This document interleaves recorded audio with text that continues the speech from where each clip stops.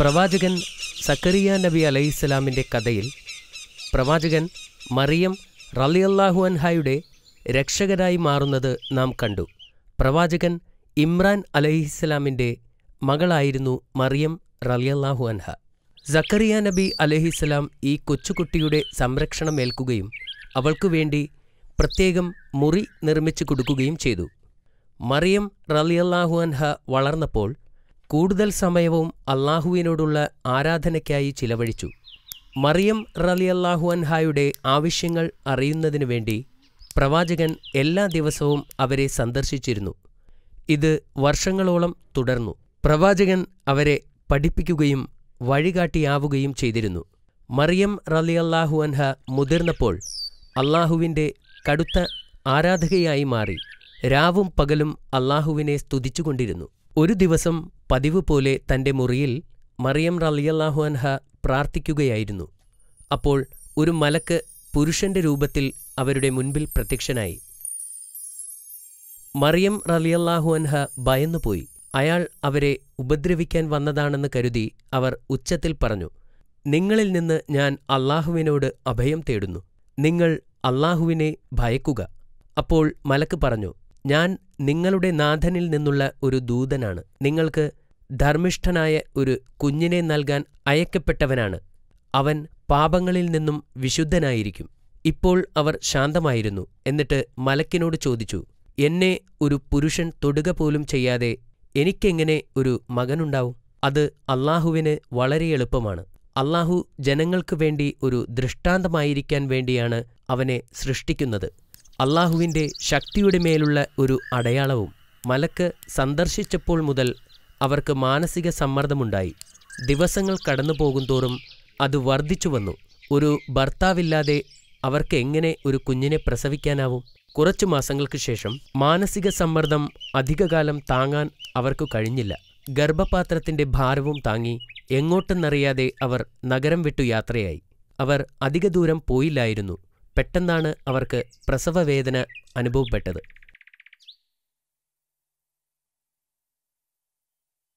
അവർ ഉണങ്ങിയ ഈന്തപ്പനയുടെ നേരെയിരുന്നു. അവർ ഒരു മകനെ പ്രസവിച്ചു. മറിയം റളിയല്ലാഹു അൻഹ തൻ്റെ പിഞ്ചു കുഞ്ഞിൻ്റെ മുഖത്തു നോക്കിയപ്പോൾ അവർക്ക് വിഷമമുണ്ടായി. പിതാവില്ലാത്ത ഈ കുഞ്ഞിനെ ഞാൻ എങ്ങനെ ഈ ലോകത്തേക്ക് കൊണ്ടുപോകും? ഇത് സംഭവിക്കുന്നതിന് മുമ്പ് ഞാൻ മരിച്ചിരുന്നെങ്കിൽ ഇങ്ങനെ സംഭവിക്കില്ലായിരുന്നു എന്ന് അവർ ചിന്തിച്ചു. പെട്ടെന്ന് ഒരു മലക്കിൻ്റെ ശബ്ദം കേട്ടു. ദുഃഖിക്കാതിരിക്കുക. ആ ശബ്ദം പറഞ്ഞു, അള്ളാഹു നിങ്ങൾക്ക് താഴെ ഒരു നദി സൃഷ്ടിച്ചിട്ടുണ്ട്. നിങ്ങൾക്ക് മുൻപിലുള്ള ഈ മരം കുലുക്കുക. അപ്പോൾ പാകമായ പഴങ്ങൾ താഴെ വീഴും. അത് കഴിക്കുകയും വെള്ളം കുടിക്കുകയും ചെയ്യുക. അപ്പോൾ നിങ്ങൾക്ക് നഷ്ടപ്പെട്ട ശക്തി തിരിച്ചു കിട്ടും. അള്ളാഹുവിങ്കിൽ നിന്നുള്ള അനുഗ്രഹമാകുന്നു അത്.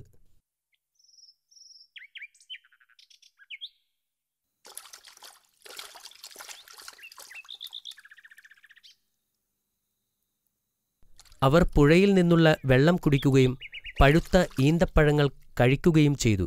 കുറച്ചു കഴിഞ്ഞ് അള്ളാഹുവിൻ്റെ അത്ഭുതത്താൽ അവർക്ക് ആശ്വാസം ലഭിക്കുകയും ചെയ്തു. കുറച്ചു കഴിഞ്ഞ് അവർ എഴുന്നേറ്റ് നഗരത്തിലേക്ക് മടങ്ങിപ്പോകാൻ തീരുമാനിച്ചു. എന്നിരുന്നാലും അവരിൽ ഭയമുണ്ടായിരുന്നു. ജനങ്ങളോട് എന്താണ് പറയുക? അവർ ചിന്തിച്ചു. അപ്പോഴാണ് മറ്റൊരു അത്ഭുതം സംഭവിച്ചത്. ഏതാനും മണിക്കൂറുകൾക്ക് മുമ്പ് ജനിച്ച കുഞ്ഞ് സംസാരിക്കാൻ തുടങ്ങിയത്.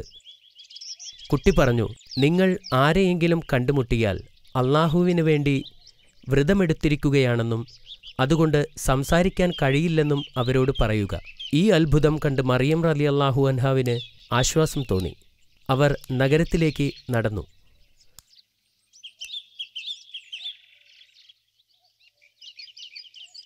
അവർ പ്രതീക്ഷിച്ചതുപോലെ അവരുടെ കൈകളിൽ ഒരു കുഞ്ഞുമായി നഗരത്തിലെത്തിയപ്പോൾ ജനങ്ങൾക്ക് ജിജ്ഞാസയായി. നിങ്ങൾ ഒരു വലിയ പാപം ചെയ്തിരിക്കുന്നു. ജനങ്ങൾ അവരെ ശാസിച്ചു. എന്നാൽ അവർ ശാന്തത പാലിച്ചു. അവർ അവരുടെ വിരൽ ചുണ്ടുകളിൽ വച്ച് അവർക്ക് സംസാരിക്കാൻ കഴിയില്ല എന്ന് ആംഗ്യഭാഷയിലൂടെ കുഞ്ഞിനെ ചൂണ്ടിക്കൊണ്ട് പറഞ്ഞു. ജനങ്ങൾ രോഷാകുലരായി. ഞങ്ങൾ എങ്ങനെ ഈ കുഞ്ഞിനോട് സംസാരിക്കും? എന്നാൽ കുട്ടി സംസാരിക്കാൻ തുടങ്ങിയപ്പോൾ ജനങ്ങൾ അമ്പരന്നു. കുട്ടി മെല്ലെ സംസാരിച്ചു. ഞാൻ ദൈവത്തിൻ്റെ അടിമയാണ്. അള്ളാഹു എനിക്ക് ഒരു ഗ്രന്ഥം നൽകുകയും എന്നെ അവൻ പ്രവാചകനാക്കുകയും ചെയ്തിരിക്കുന്നു. എനിക്ക് ബോധനം വന്നു കിട്ടിയതിനു ശേഷം അവരെനിക്ക് ജന്മം നൽകി. ഞാൻ ജനിച്ച ദിവസവും മരിക്കുന്ന ദിവസവും ജീവനോടെ എഴുന്നേൽപ്പിക്കപ്പെടുന്ന ദിവസവും എനിക്ക് സമാധാനം. കുഞ്ഞ് സംസാരിച്ചുകൊണ്ടിരുന്നപ്പോൾ ആളുകൾ ആശ്ചര്യത്തോടെ നോക്കിയിരുന്നു. ഇതൊരു അസാധാരണ കുഞ്ഞാണെന്നും അത് അള്ളാഹുവിൻ്റെ ശക്തിയാണെന്നും ആളുകൾ മനസ്സിലാക്കി. കുട്ടിയുടെ സംസാരത്തെ വിചിത്രമായ ഒരു തമാശയായി ചിലർ കരുതിയിരുന്നു.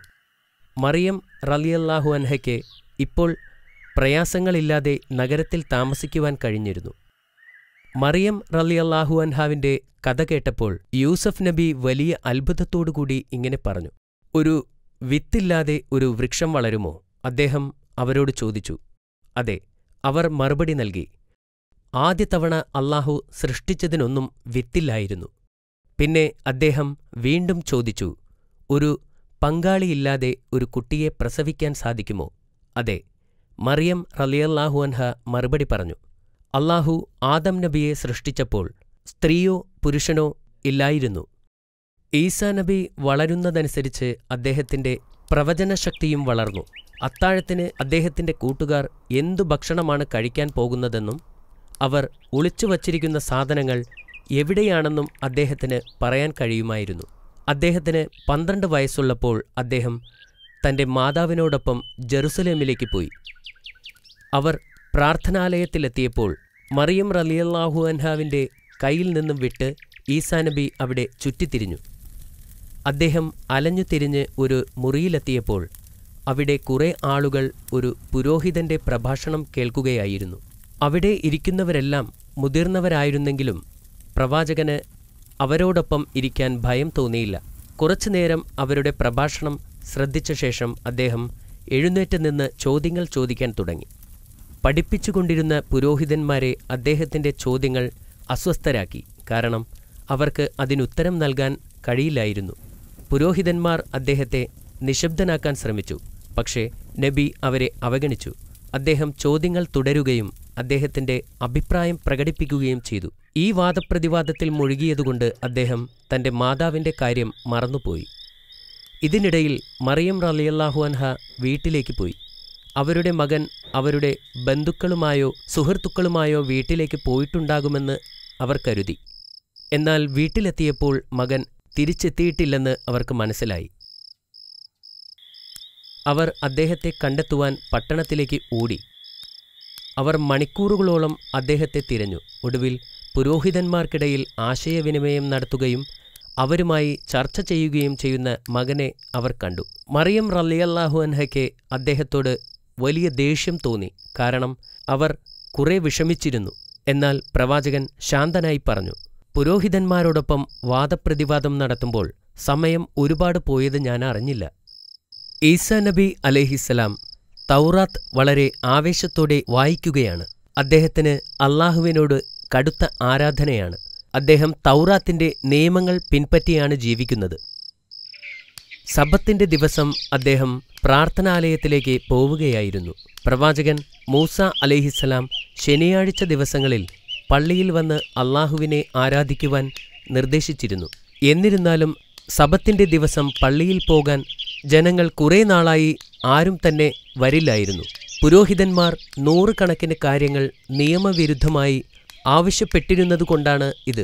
ഒന്ന് സങ്കൽപ്പിക്കുക, മരിക്കാൻ കിടക്കുന്ന ഒരു രോഗി ഒരു വൈദ്യനെ വിളിക്കുന്നത് നിയമവിരുദ്ധമായി കണക്കാക്കി. രോഗി കഴിക്കുന്നതും കുടിക്കുന്നതും മുടി വൃത്തിയാക്കുന്നതുമെല്ലാം പാപമായി കണക്കാക്കി. പക്ഷേ പ്രവാചകൻ അവരുടെ നിയമങ്ങൾ പാലിച്ചില്ല. വിശക്കുന്ന ഒരു കുട്ടിക്ക് അദ്ദേഹം ഒരു പഴം പറിച്ചു നൽകി. ഇത് കണ്ട് പുരോഹിതന്മാർ ദേഷ്യം കൊണ്ട് മുഖം ചുളിച്ചു. വൃദ്ധയായ ഒരു സ്ത്രീക്ക് തണുപ്പിൽ നിന്ന് രക്ഷ നേടാൻ അദ്ദേഹം തീ കത്തിച്ചു കൊടുത്തു. ഇത് സബത്ത് നിയമത്തിന്റെ ലംഘനമായി കണക്കാക്കപ്പെട്ടിരുന്നു. ഒടുവിൽ പ്രവാചകൻ ആരാധനാലയത്തിൽ എത്തിയപ്പോൾ അമ്പരന്നു പോയി. 25,000-ത്തിലധികം പുരോഹിതന്മാർ അതിനകത്തുണ്ടായിരുന്നു. എല്ലാവരും ആരാധനാലയത്തിൽ നിന്ന് മാത്രം സമ്പാദിച്ച് ജീവിക്കുന്നവർ. സന്ദർശകരെക്കാളും കൂടുതൽ പുരോഹിതന്മാരാണെന്നറിഞ്ഞപ്പോൾ പ്രവാചകൻ അത്ഭുതപ്പെട്ടു. അവിടമാകെ ആടുകളെക്കൊണ്ടും പ്രാവുകളെക്കൊണ്ടും നിറഞ്ഞിരുന്നു. യാഗമർപ്പിക്കുന്നതിനു വേണ്ടി ജനങ്ങൾക്ക് വിൽക്കാൻ വച്ചിരിക്കുന്നവയായിരുന്നു അത്. ആരാധനാലയത്തിനകത്തുള്ള ഓരോ പടിയും സന്ദർശകരുടെ പണം ചിലവിട്ടാണ് ഉണ്ടാക്കിയിരുന്നത്. പുരോഹിതന്മാർ പണത്തെയല്ലാതെ മറ്റൊന്നിനെയുമല്ല ആരാധിച്ചിരുന്നതെന്ന് മനസ്സിലായപ്പോൾ പ്രവാചകന് ദുഃഖം തോന്നി. പുരോഹിതന്മാർ ഒരു ചന്തയിലെന്ന പോലെയാണ് പ്രവർത്തിച്ചിരുന്നത്. പാവപ്പെട്ട ആളുകൾക്ക് പ്രാവിൻ്റെയും ആടുകളുടെയും വില താങ്ങാൻ കഴിയാതെ ഓടിപ്പോകുന്നതും പ്രവാചകൻ കണ്ടു. പുറത്ത് ആയിരക്കണക്കിന് ആളുകൾ പട്ടിണി കിടക്കുമ്പോൾ പുരോഹിതന്മാർ ആരാധനാലയത്തിനുള്ളിൽ ധാരാളം സാധനങ്ങൾ യാഗം നടത്തി കത്തിച്ചു കളയുന്നത് എന്തിനെന്നോർത്ത് പ്രവാചകൻ വിഷമിച്ചു. ഒരു രാത്രിയിൽ മഹത്തായ 2 പ്രവാചകന്മാരായ യഹിയ അലൈഹിസ്സലാമും സക്കരിയ അലൈഹിസ്സലാമും ഭരണാധികാരികളാൽ കൊല്ലപ്പെട്ടു. ആ രാത്രിയിൽ വെളിപാട് ഈസാ നബി അലൈഹിസ്സലാമിന്റെ മേൽ ഇറങ്ങിവന്നു. ഇസ്രായേൽ ജനത്തെ വിളിച്ചുകൂട്ടി ഉത്ബോധിപ്പിക്കാൻ അല്ലാഹു പ്രവാചകനോട് കൽപ്പിച്ചു. ലളിത ജീവിതം നയിച്ചിരുന്ന പ്രവാചകൻ അത് അവസാനിപ്പിച്ചു. ഈസാ നബിയുടെ ജീവിതത്തിൽ ആരാധനയും സമരവും ആരംഭിച്ചു. അദ്ദേഹം എതിരാളികളെപ്പോലെ നിലവിലുള്ള നിയമത്തെ തള്ളിപ്പറയുകയും മൂസാ നബി അലൈഹിസ്സലാമിന്റെ നിയമത്തെ ശക്തിപ്പെടുത്തുകയും ചെയ്തു. പ്രവാചകൻ തന്റെ ജനത്തെ ശ്രേഷ്ഠമായ വാക്കുകളിലൂടെയും പ്രവർത്തനങ്ങളിലൂടെയും ലളിത ജീവിതം നയിക്കാൻ ആവശ്യപ്പെട്ടു. 10 കൽപ്പനകൾ അവർ ഉദ്ദേശിക്കുന്നതിലും കൂടുതൽ മൂല്യമുള്ളതാണെന്ന് പുരോഹിതന്മാരെ മനസ്സിലാക്കാൻ പ്രവാചകൻ ശ്രമിച്ചു.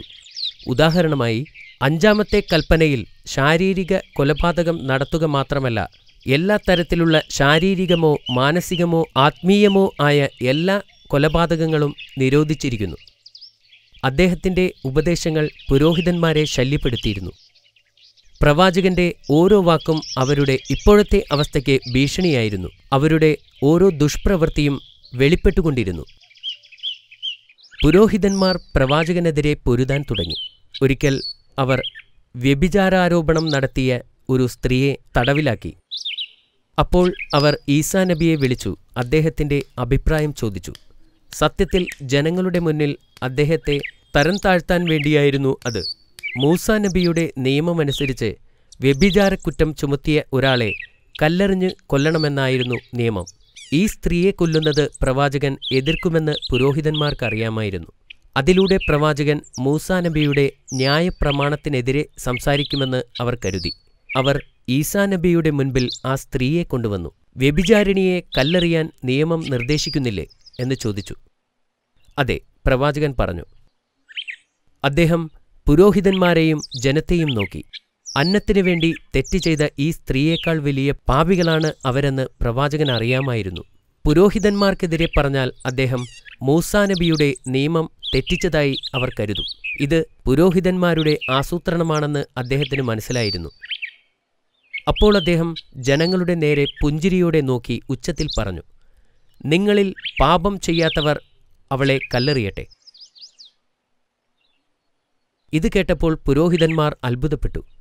ചുറ്റും നിൽക്കുന്ന ആളുകൾ ഒന്നും മിണ്ടുന്നില്ല. ആരും അവളെ കല്ലെറിയാൻ ധൈര്യപ്പെട്ടില്ല. അവർ എല്ലാവരും പാപികളായിരുന്നു.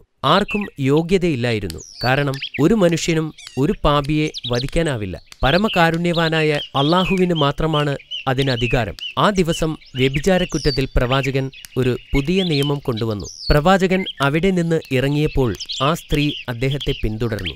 നബിയെ അവർ പിന്തുടരുന്നുണ്ടെന്ന് മനസ്സിലായപ്പോൾ അദ്ദേഹം അവിടെ നിന്നു. എന്നിട്ട് അവരോട് ചോദിച്ചു, എന്തിനാണ് എന്നെ പിന്തുടരുന്നത്? അവളുടെ വസ്ത്രത്തിൽ നിന്നും ഒരു സുഗന്ധദ്രവ്യം പുറത്തെടുത്തു. എന്നിട്ട് നബിയുടെ കാലിൽ പുരട്ടി കണ്ണീരുപയോഗിച്ച് അദ്ദേഹത്തിൻ്റെ പാദം കഴുകി. അവളുടെ തലമുടി ഉപയോഗിച്ച് അദ്ദേഹത്തിൻ്റെ പാദങ്ങൾ ഉണക്കി. അദ്ദേഹം അവളെ പിടിച്ച് എഴുന്നേൽപ്പിച്ചു. അപ്പോൾ പ്രവാചകൻ മുകളിലേക്ക് നോക്കിക്കൊണ്ട് ഇങ്ങനെ പ്രാർത്ഥിച്ചു, എൻ്റെ നാഥ, ഇവൾ ചെയ്ത പാപം നീ ക്ഷമിക്കണമേ. പ്രവാചകൻ തൻ്റെ ജനത്തോട് കരുണ കാണിക്കാൻ തുടർച്ചയായി അള്ളാഹുവിനോട് പ്രാർത്ഥിക്കുമായിരുന്നു. മറ്റുള്ളവരോട് കരുണ കാണിക്കാനും അള്ളാഹുവിൽ വിശ്വസിക്കുവാനും അദ്ദേഹം തൻ്റെ ജനങ്ങളോട് പറയുമായിരുന്നു. ഒരിക്കൽ അദ്ദേഹം തൻ്റെ അനുയായികളോട് ഇങ്ങനെ പറഞ്ഞു, എനിക്ക് ഒന്നുമില്ലെങ്കിലും എനിക്ക് ഉണരാൻ കഴിയും. ഈ ഭൂമിയിൽ എന്നേക്കാൾ ധനികനായി മറ്റാരുമില്ല. ഒരിക്കൽ പ്രവാചകൻ നടന്നു പോകുമ്പോൾ അന്ധനും കുഷ്ഠരോഗിയും തളർവാദക്കാരനുമായ ഒരു ഭിക്ഷക്കാരൻ അതുവഴി വന്നു. അദ്ദേഹം ഇങ്ങനെ പറയുന്നത് പ്രവാചകൻ കേട്ടു, മനുഷ്യരിൽ ഭൂരിഭാഗം വരുന്ന ജനങ്ങളും അനുഭവിക്കുന്ന പ്രശ്നങ്ങളിൽ നിന്നും എന്നെ സംരക്ഷിച്ചതിന് അള്ളാഹുവിന് സ്തുതി. പ്രവാചകൻ നടത്തം നിർത്തിയിട്ട് അദ്ദേഹത്തോട് ചോദിച്ചു, നിങ്ങൾ അന്ധനും കുഷ്ഠരോഗിയും തളർവാദക്കാരനുമാണ്. ഇനി ഏതു പരീക്ഷണമാണ് നിങ്ങൾ സഹിക്കേണ്ടത്?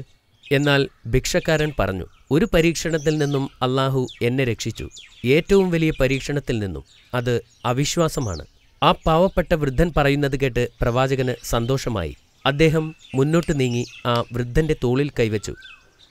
അത് ഒരു അത്ഭുതമായിരുന്നു. പ്രവാചകൻ ആ മനുഷ്യനെ സ്പർശിച്ച ഉടനെ അദ്ദേഹത്തിന്റെ രോഗങ്ങൾ സുഖപ്പെട്ടു. അദ്ദേഹം എഴുന്നേറ്റ് നിൽക്കാൻ തുടങ്ങി. അള്ളാഹു അദ്ദേഹത്തെ സുഖപ്പെടുത്തി.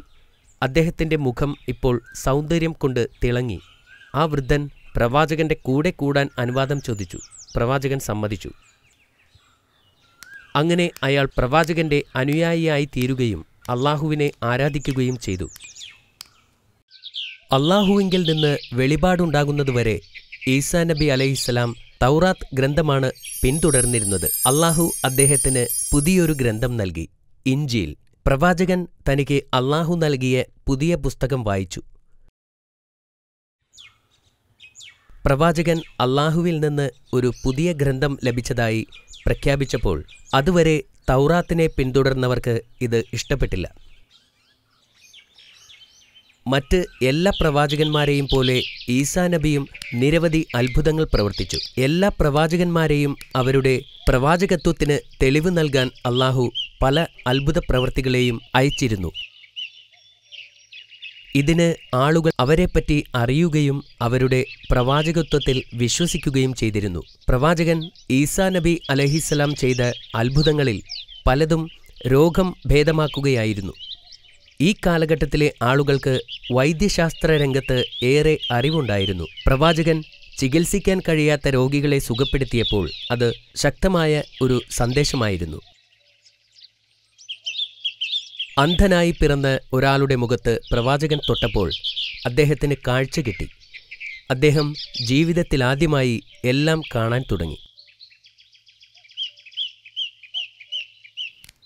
ഒരു ദിവസം പ്രവാചകൻ പട്ടണത്തിലേക്ക് പോകുമ്പോൾ മൃതശരീരവുമായി ആളുകൾ പോകുന്നത് കണ്ടു. പ്രവാചകൻ അവരുടെ അടുത്തേക്ക് ചെന്ന് എന്താണ് സംഭവിച്ചതെന്ന് ചോദിച്ചു.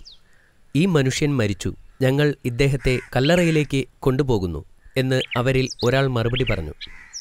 അപ്പോൾ പ്രവാചകൻ അവരോട് നിൽക്കാൻ പറയുകയും എന്നിട്ട് അള്ളാഹുവിനോട് പ്രാർത്ഥിക്കുകയും ചെയ്തു. എന്തൊരത്ഭുതം! മരിച്ച മനുഷ്യൻ എഴുന്നേറ്റ് നിന്നു. അവന് ജീവൻ തിരിച്ചു കിട്ടി. അള്ളാഹു ഈ വ്യക്തിയെ വീണ്ടും ജീവിപ്പിച്ചിരിക്കുന്നു.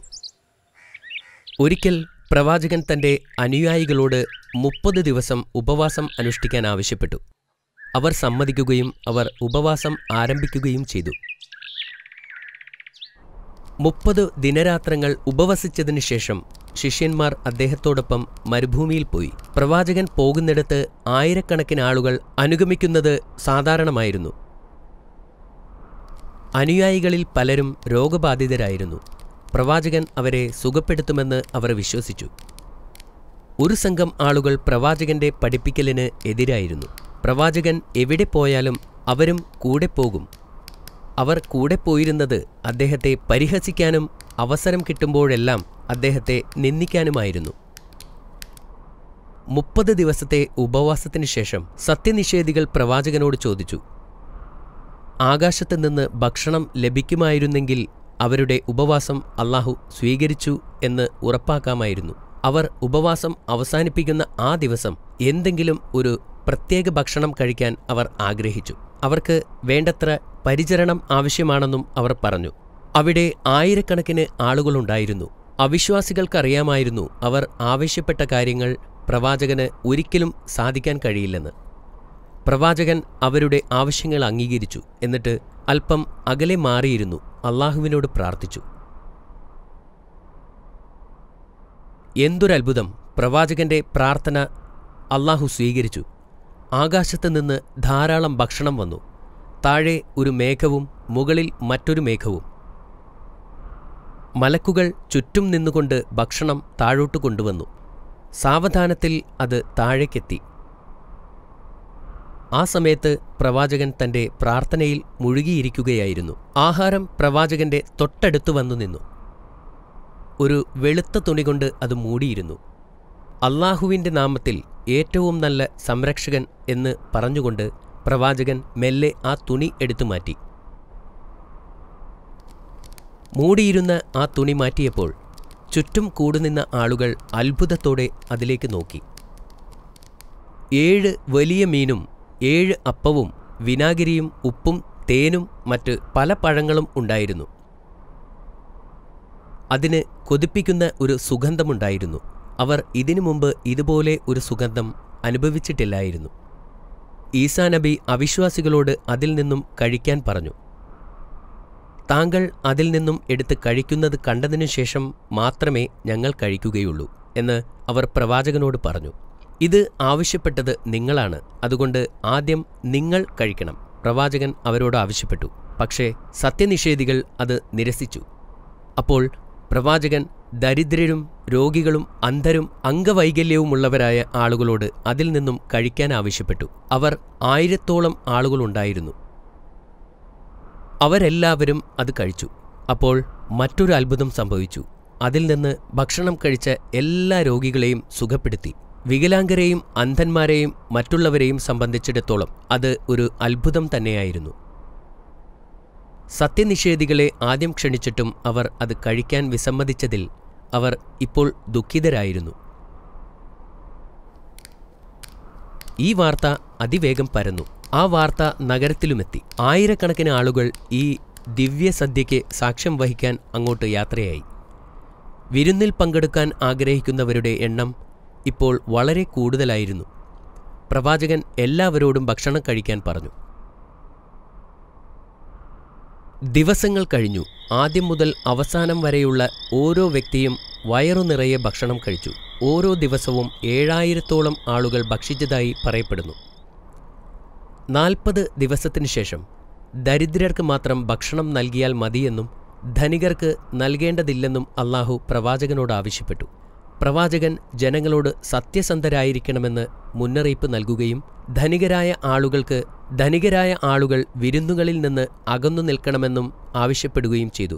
കൂടാതെ ദരിദ്രരോട് ഭക്ഷണം നാളത്തേക്ക് കരുതി വെക്കണമെന്ന് ആവശ്യപ്പെടുകയും ചെയ്തു. എന്നാൽ ജനങ്ങൾ പ്രവാചകൻ പറഞ്ഞത് ശ്രദ്ധിച്ചില്ല. ധനികർ പാവപ്പെട്ടവനായി അഭിനയിച്ചു ഭക്ഷണം കഴിച്ചു. പ്രവാചകന്റെ കൽപ്പനയനുസരിക്കാതെ ദരിദ്രരും ആവശ്യത്തിൽ കൂടുതൽ ഭക്ഷണം കഴിച്ചു. അതിന്റെ ഫലമായി ഭക്ഷണം എവിടെ നിന്നാണോ വന്നത് അങ്ങോട്ട് തന്നെ ഉയർത്തപ്പെട്ടു. ആളുകൾ ഈ അത്ഭുതത്തെക്കുറിച്ച് വർഷങ്ങളോളം സംസാരിച്ചു. അവർക്ക് അല്ലാഹുവിന്റെ അത്ഭുതങ്ങളെക്കുറിച്ച് ബോധ്യപ്പെട്ടു. ഈസാ നബിക്ക് 33 വയസ്സായ സമയത്ത് പുരോഹിതന്മാർക്ക് അദ്ദേഹത്തോട് വൈരാഗ്യമുണ്ടായി. അവർ പ്രവാചകനെ കൊല്ലാൻ തീരുമാനിച്ചു. ഒരു രാത്രി പ്രവാചകൻ തന്റെ 12 അനുയായികളോടൊപ്പം അദ്ദേഹത്തിന്റെ വീട്ടിൽ ഇരിക്കുകയായിരുന്നു. അദ്ദേഹം പറഞ്ഞു, നിങ്ങളിൽ ഒരാൾ എന്നെ ഒറ്റിക്കൊടുക്കും. അത് സത്യമായിരുന്നു. അത് യൂദാസ് അല്ലാതെ മറ്റാരുമായിരുന്നില്ല. യൂദാസ് അന്ന് മുഖ്യപുരോഹിതനെ കാണാൻ പോയിരുന്നു. ഞാൻ ഈസായെ ഇല്ലാതാക്കിയാൽ നിങ്ങൾ എനിക്ക് എന്തു തരും? യൂദാ പുരോഹിതനോട് ചോദിച്ചു. ഞാൻ നിനക്ക് 30 വെള്ളി നാണയം നൽകാം എന്ന് മുഖ്യപുരോഹിതൻ മറുപടി പറഞ്ഞു. യൂദാസ് ലജ്ജയോടെ ആ മുറിയിൽ നിന്നും എഴുന്നേറ്റുപോയി.